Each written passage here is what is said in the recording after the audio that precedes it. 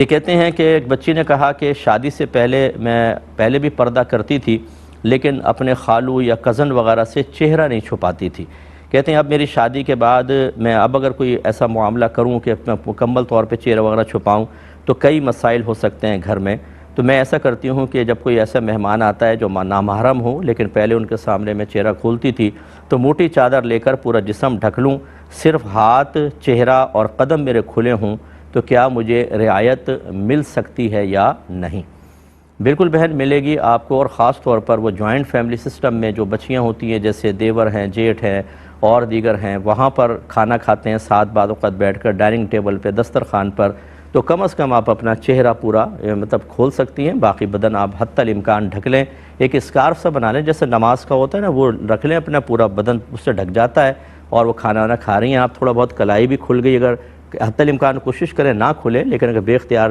کھانا یوں لیتے ہوئے کھل گئی اللہ تعالیٰ معاف فرمائے گا۔ اس طرح کے معاملات میں کہ جہاں پر بہت زیادہ بار بار احتیاط انسان کے لیے شدید باعث تکلیف ہو، وہاں تھوڑی بہت رعایت ملتی ہے۔ ہمارے اکابرین نے خصوصاً آپ بہار شریعت پڑھیں 16واں حصہ، اس میں عورت کے چہرے پر نگاہ ڈالنے کو گناہ قرار نہیں دیا۔ اگر عورت کا چہرہ کھلا ہو، مرد کی نگاہ پڑ جائے لیکن بری نظر سے نہ دیکھے، شہوت سے نہ ہو، تو گناہ نہیں ہے۔ لیکن پھر آگے وہ بیان فرماتے ہیں کہ چونکہ آج کل فتنے کا دور ہے، اس لیے حکم یہی ہوگا کہ عورت کے چہرے پہ نگاہ ڈالنا جائز نہیں ہے۔ یعنی اس کا مطلب یہ ہے کہ چونکہ نبی کریم صلی اللہ علیہ وسلم نے عورت کو چہرہ کھولنے کی اجازت دی تھی، اور تغیر زمانہ کے اعتبار سے فقہاء نے اگرچہ نقاب کا حکم دیا ہے، لیکن سابقہ حکم اپنے مقام پر اب بھی قائم ہے کہ چہرہ چھپانا چونکہ واجب نہیں، اس لیے اگر مرد کا چہرے پہ نگاہ پڑ جائے اور غیر ارادی طور پہ پڑ جائے تو یہ گناہ شمار نہیں ہوگا۔ ہاں، قصداً نگاہ ڈالنا اور بری نیت ڈالنا، اس کے اوپر گرفت ہوگی۔ قصداً نگاہ ڈالی اور بری نیت نہیں ہے، اس میں مکروہ تنزیہی آپ کہہ سکتے ہیں، اور اگر برائی کا اندیشہ ہو کہ میں دیکھوں گا تو فتنہ ہوگا، یعنی دل مائل ہو جائے گا، پھر میں گناہ کی طرف جاؤں، تو سخت حکم بھی ہو سکتا ہے، اور اگر بری نیت کے ساتھ دیکھے گا تو بہرحال پھر فقہاء نے اس کو ناجائز کہا ہے۔ تو گھروں کے اندر خاص طور پر چونکہ بچیوں کے لیے بہت زیادہ احتیاط کرنا انتہائی دشوار ہوتا ہے، انتہائی مشکل ہے،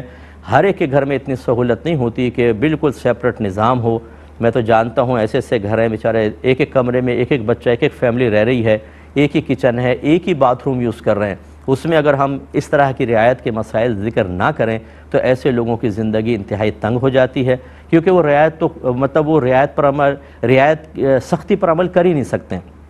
نتیجہ نکلتا ہے کہ مسلسل احساس جرم اور احساس ندامت ان کو ہوتا رہتا ہے، اور پھر بعض لوگ ایسے ہوتے ہیں، ایسی بچیاں اگر تبلیغ دین کے شعبے سے وابستہ ہیں اور کسی عورت کو پتہ ہو کہ ان کے گھر میں اس طرح کے کنجسٹ ماحول ہے، اب وہ جا کے اگر تبلیغ کرتی ہے اور کہتی ہے پردے کے معاملہ، تو کہتی ہے اپنے گھر میں تو تم منہ کھول کے گھومتی ہو۔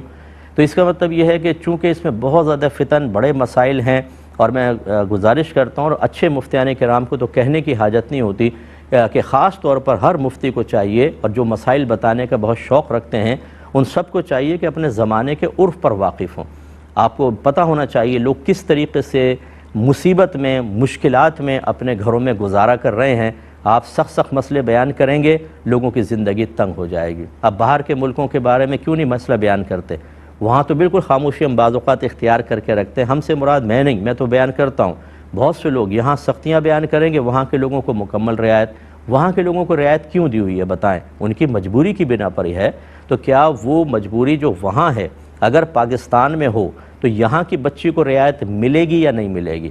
تو یہ اس میں بہار شریعت میں لفظ استعمال ہوا ہے کہ عورت کے چہرے پر نگاہ ڈالنے کو منع نہیں کیا گیا، پہلے جو مسئلہ لکھا ہے، کیونکہ اس میں ضرورت بھی ہے اور بلوائے عام ہے، جس کو ہم دوسرے لفظ میں عموم میں بلوا کہتے ہیں، کہ اکثر عورتیں چہرہ کھولی ہوتی ہیں اور نگاہ بار بار پڑتی ہے۔ اگر اس پہ سخت حکم دیا جائے تو ہر نگاہ پہ گناہ کا حکم ہوگا، اور نام اعمال میں لاکھوں ڈیلی گناہ لکھے جائیں گے۔ اس لیے جان بوجھ کے نگاہ ڈالے نہیں، بری نیت تو بالکل ہی منع ہے، لیکن گھروں کے اندر خاص طور پر اس کی رعایت ملے گی۔ ایسی آفیسز کے اندر بعض اوقات بچیوں کی سختیاں ہوتی ہیں، وہ مجبوری میں جاب کر رہی ہوتی ہیں، نقاب نہیں کر پاتی ہیں کہ وہاں کا سسٹم نظام ایسا ہوتا ہے، وہاں کے رولز ایسے ہوتے ہیں، ان کو بھی رعایت ملے گی۔ ایسی نرسنگ کے شعبے سے وابستہ جو ہماری بچیاں ہیں، ڈاکٹرز ہیں جو فیمیل ہاسپٹلز کے اندر ہوتی ہیں، مریضوں کو چیک کرنے جاتی ہیں، میل بھی ہوتے ہیں فیمیل بھی ہوتی ہیں، تو فیمیل میں تو مسئلہ نہیں کہ لیکن میل کے پاس جائیں تو ضروری نہیں کہ وہ نقاب کر کے جائیں، اگر ویسے بھی جائیں گی ان کو بھی رعایت ملے گی۔ تو خلاصہ کلام یہ کہ جہاں جہاں ضرورت پیدا ہوتی ہے شریعت وہاں رعایت دیتی ہے، یہی مزاج شرع ہے۔ اب جو مزاج شرع پر واقف نہ ہو اور فتویٰ دینے کا شوق پیدا ہو جائے تو وہ تباہی اور بربادی لے کر آئے گا۔ اللہ تعالیٰ سمجھ کی توفیق عطا فرمائے۔